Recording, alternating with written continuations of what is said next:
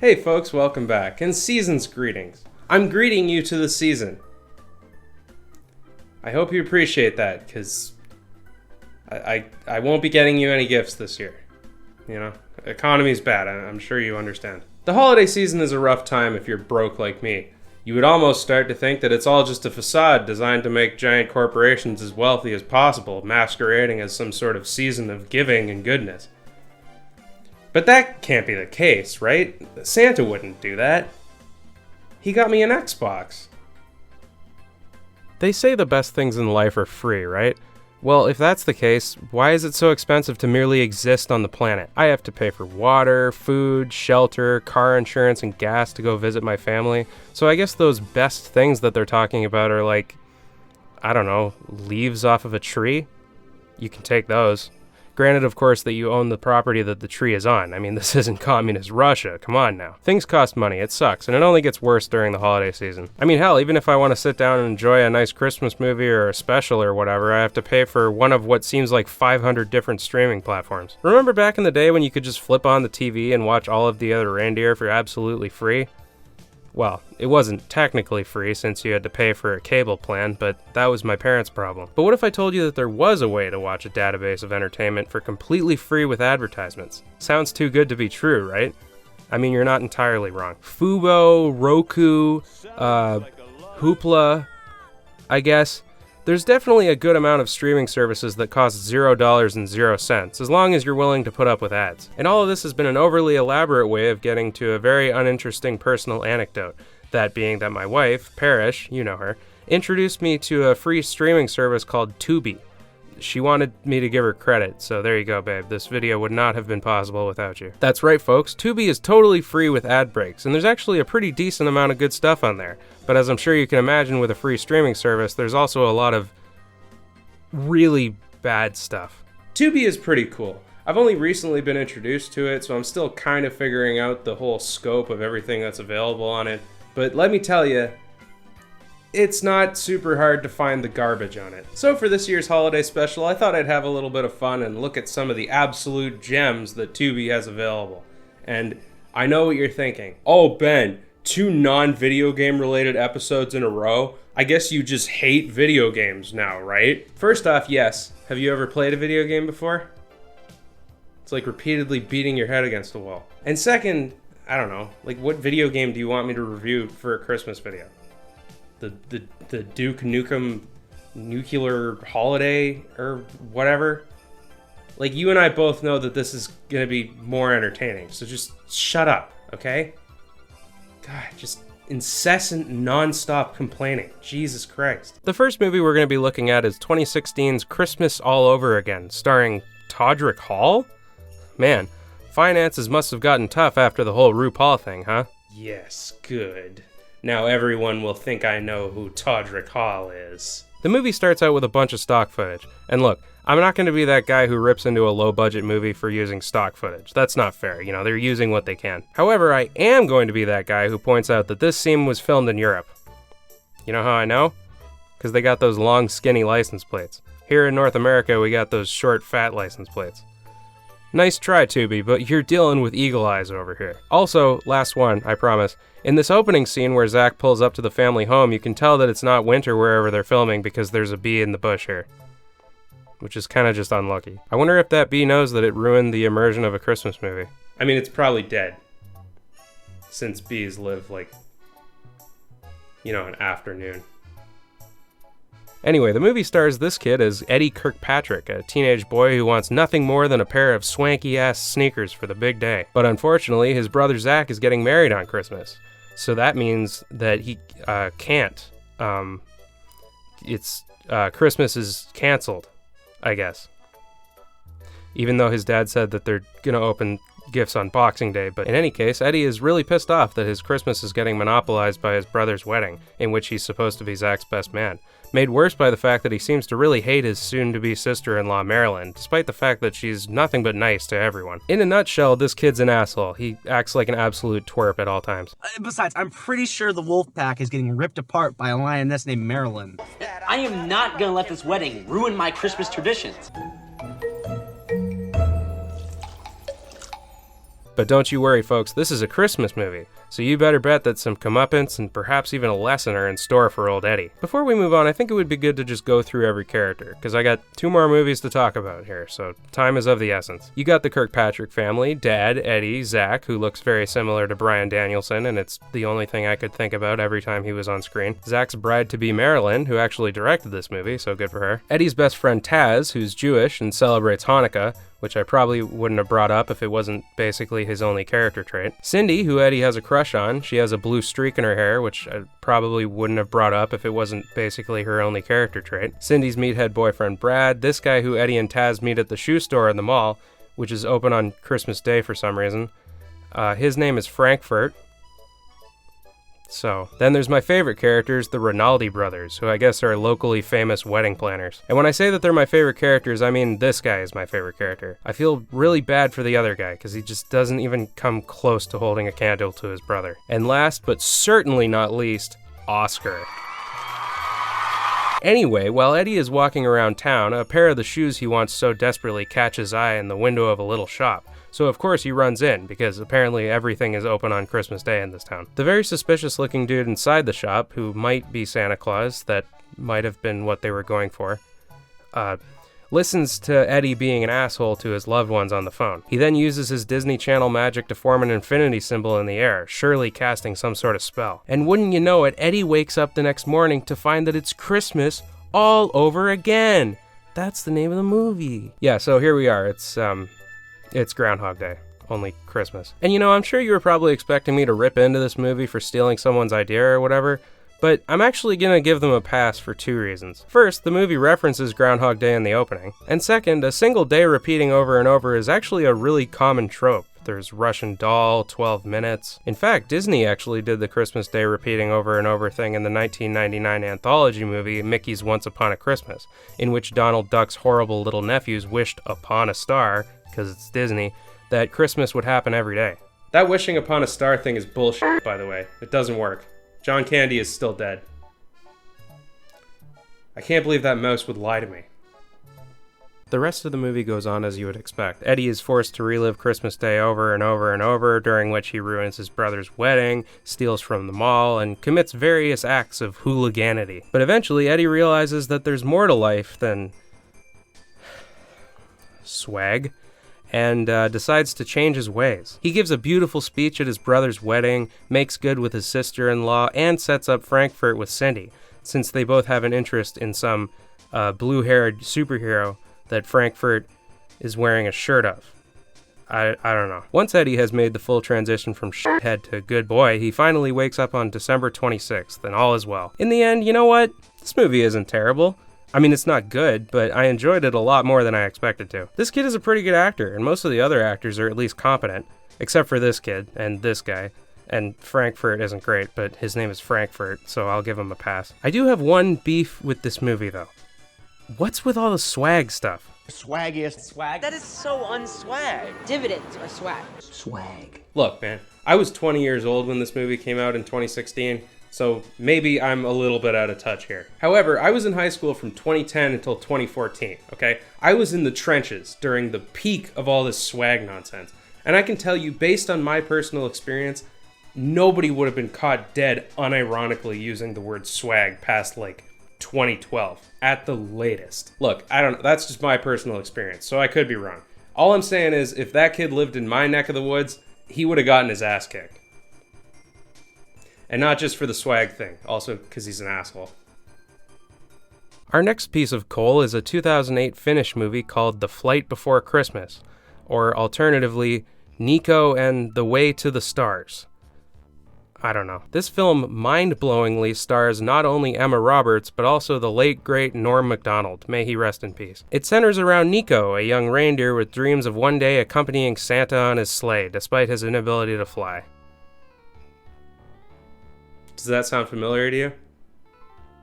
There's also a lighter-colored female reindeer whom Nico wants to impress and perhaps even get a kiss on the cheek from.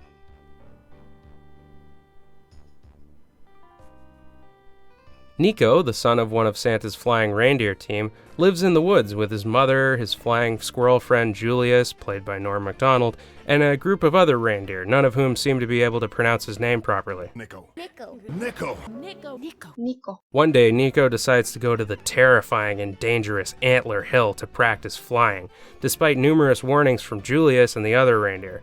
Kids, am I right? Seems kind of funny to me that a place called Antler Hill isn't safe for reindeer. Animals that, you know, have antlers. Shouldn't it be called like Danger Mountain or Wolf Peak or Bloodthirsty Crocodile Land?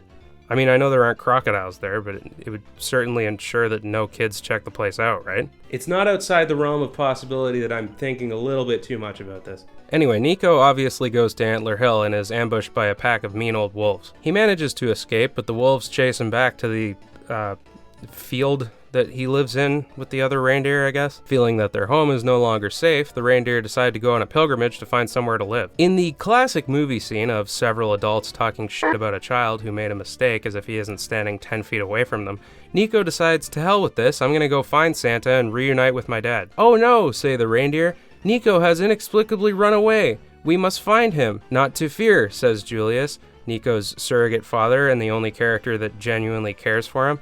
I can fly as a result of my being a flying squirrel, so I will spot him from up high. Meanwhile, the aforementioned wolves, accompanied by this poodle, for some reason, plot to make their way to Santa's village because they think that eating his reindeer will give them the power of flight. And then, the rest of the movie happens. Nico and the wolves both make their way to Santa's village, crossing paths from time to time, resulting in some dangerous situations and whatnot. Along the way, Nico and Julius meet Wilma the Weasel, played by Emma Roberts. Her shtick is that she wants to be a famous singer, but her family doesn't want her to be a famous singer, and she's not very good at singing. I don't know, man. This movie's very boring, I'll be honest with you. Eventually, they make it to Santa's village, where they meet Santa's flying forces, each of whom has a different accent. You have any idea who we are? Of course he does. Everybody knows the flying forces. We can't get fired. The irreplaceable. And then, Wilma sings them a song that's just a rip-off of Santa Baby. Hello, fellas. We know you're heroes and you can fly so high. And then eventually the wolves come and the reindeer fight off the wolves and Nico learns to fly and he joins with Santa's flying forces and Prancer reveals himself as Nico's dad and everything works out in the end. Merry Christmas. This movie sucks, man. I was struggling to pay attention pretty much from start to finish. Or should I say, start to finish. For real though, this movie is not good. I would watch Christmas all over again over this any day. It's just like Rudolph mixed with Ice Age, except very boring. Would not recommend. There is one thing that I simply need to talk about before we move on though, and that is the myriad of accents that the characters speak with. All of the wolves are British for some reason, and I already mentioned that Santa's flying forces speak with several different accents, but perhaps the thing that intrigued me most about this movie was the accent that all of the other reindeer speak with. Now, this movie was produced in Finland, but many other European countries were involved with localization and whatnot. And I'm not 100% certain, but I think Nico and his reindeer friends speak with Irish accents. However, and this is probably entirely up to me being Canadian, but the whole time I was watching this, I was convinced that the reindeer, particularly the kids, were played by Newfoundlanders. I don't get it, Julius. If Dad's really on the flying forces, why can't I fly like him? My dad's a three-legged moose. Now, for those of you who don't know, Newfoundland and Labrador is the easternmost province of Canada, and although it's known for its beautiful environments and exceptional hospitality, it's probably best known for the, interesting manner in which Newfoundlanders speak. The Monday morning, my father will give you the work to do for the day, right from Monday till Saturday. You mightn't like to do it, but you're going doing it. And if you hadn't have done when you were eating your supper, he'd want to find out the reason why you didn't do it. Honestly, with Norm Macdonald's character being named Julius, every time Nico said it, I thought for a split second that I was watching Trailer Park Boys. And yes, I know they're from Nova Scotia, but the accent isn't super far off, okay? Give me a break. If you think that I talk with a funny Canadian accent, then you's never done spoken to a Newfoundlander thereby. Right? If you're from Newfoundland, I apologize, but that probably wasn't the worst accent you've ever heard, right?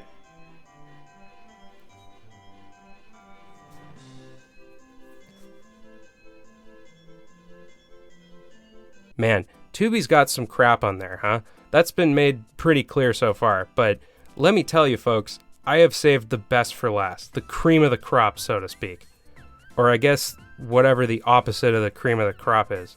And to be honest with you, I don't really want to continue with that metaphor because I foresee it getting kind of gross. The last movie that we're looking at is 2022's Christmas Craft Fair Massacre, directed by a guy named Max Raven. What a baller name. As I'm sure you can guess by the title, this is a Christmas horror movie, a subgenre that's actually quite a lot more common than you might think. That said, I'd wager to guess that no one has ever actually managed to make a good Christmas horror movie, except of course for the live-action Grinch movie, which is a horror movie, let's be honest here. Anyway, I don't know how to properly prepare you for this, so I'm just gonna show you the opening scene.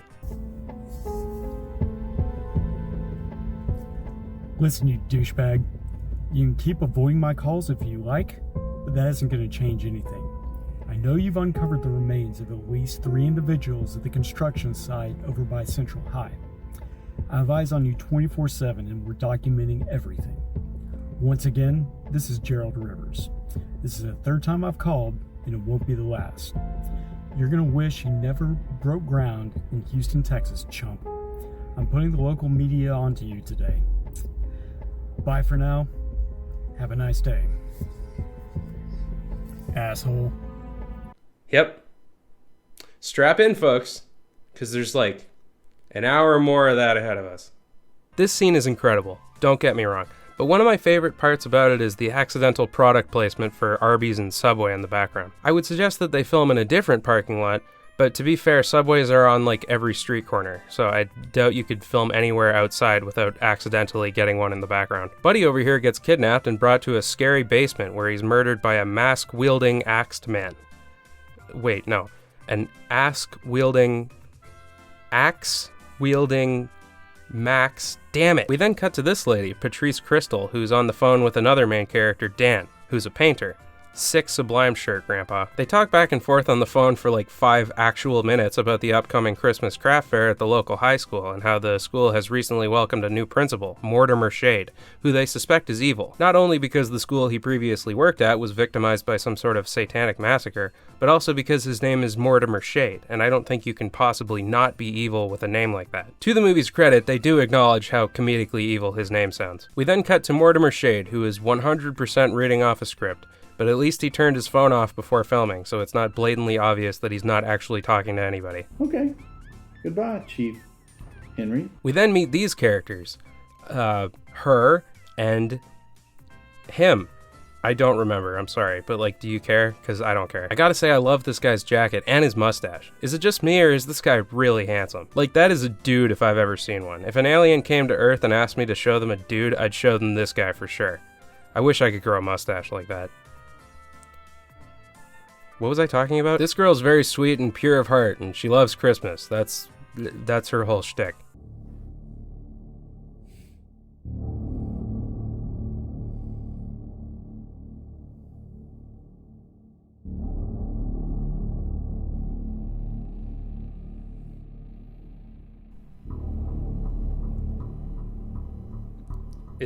Is this your first time seeing a knife, or? Mortimer then gets on the phone with this lady, who I guess owns the mall and is also evil, because he wants her to find a soul who is pure of heart to sacrifice for, you guessed it, a satanic ritual. Awesome. My favorite trope. Jesus Christ. The evil mall lady recruits a younger version of herself to seek out the ideal victim using her malevolent magnifying glass. Malevolent magnifying glass. This girl is my favorite character in the movie for a couple reasons. Firstly, because she's probably the best actor, and secondly, because she's very pretty. And I mean that with the utmost amount of respect. I'm sorry, I don't want to come off as like a creep or anything. I just really like girls who are nearsighted. What can I say? I'll go turn myself in. My apologies, everybody. Okay, I'm going to move this along a little because I'm not kidding when I say that something life-changing happens in this movie every few minutes. And if I were to go through and really give it a review, we'd probably be here until next Christmas at the very least. This movie is entirely comprised of 4 different types of scenes. People talking on the phone, people getting murdered, stock footage, and people communicating telepathically. There's a character named Father Goodman, who is a priest, as I'm sure you can tell by the paper rectangle taped to his shirt collar. At one point, he's visited by a spooky ghost girl, which is pretty cool. It's never brought up again or mentioned, but you know. There's also a character named Ben Highcloud, who is far from the most offensive depiction of a Native American I've ever seen. I'll give him that. As a person named Ben, I can't complain about any opportunity to listen to Southerners say my name with their silly accents. Ben. There's the scene where this guy is like, let's make a punk rock version of Jingle Bells, which he then performs, and it's never brought up again. There's this scene that uses stock footage that I actually used in my Christmas special a couple of years ago, so good on you fellas, good choice. There's this scene where my favorite character is looking through her malevolent magnifying glass at random mallgoers while wearing a very ill-fitting mask. There's this random scene where the masked killer guy is going around leaving body parts and gift bags on people's doorstep, and it's set to really goofy sounding comedy music for some reason. And maybe my favorite detail, at one point Ben Highcloud says the whole "there are two wolves inside of you" thing. Incredible stuff. In the end, just as Mortimer Von Evilman is about to kill the Pure of Heart girl, who, might I add, they found in a bathroom at the school, so the whole magnifying glass thing didn't need to happen, she's about to get axed when Mustache Guy, of all people, saves her ass at the end. Did you kill that man? Yeah, I mean, I think so. At least I hope so. That's not a nice thing to say, James. I know you were saving me and all, but killing's a bad thing. Wow, what a protagonist. All the villains spontaneously combust and then the school explodes, killing everyone inside. And that's the movie. That's how it ends. Overall, just what the hell is this? I mean no disrespect to any of the people who made these movies, least of all Christmas Craft Fair Massacre. I'm thrilled that y'all got to make this movie. I'm sure you had a lot of fun, and honestly, if you made money off it, that's awesome, sincerely. But like, what the hell is this doing on Tubi, guys? I know it's a free streaming service, but this is like a 2009 era YouTube video. Surely there's some kind of standard, right? There's commercials, so like, somebody's must be making money here. Like, where's the bar for Tubi? Could I just like go into my backyard and film myself playing fetch with my dog for 2 hours? Because if so, feel free to shoot me an email. I'd be thrilled to do business. And a partridge in a pear tree. Holy shit. Overall, I had a lot of fun watching these movies. Well, 2 of them at least, but still. It goes to show that you don't need money to be entertained, just as long as you're willing to lower your standards. Like, really, really lower your standards. The word plummet comes to mind. But as always, thank you so much for taking a little bit of time out of your busy holiday schedule to spend some time with your good old pal Ben. But if I may break character, so to speak, I just wanted to thank everybody for sticking with me through the whole year. I know that 2023 has been less than stellar in terms of uploads, but I want to make it abundantly clear that I still love making the show, and I don't plan on stopping anytime soon. I've just been very busy this year. But don't you worry, I still am going to make that top 10 video, because it's probably my favorite video to make every year. It's just going to come out in January next year, so stay tuned. So with that said, myself, Parrish, Arthur, and all the other hundreds of employees at Idiot Ben Incorporated wanted to wish you and your family the happiest holiday season and a fantastic new year. Fingers crossed that Y2K doesn't happen, right?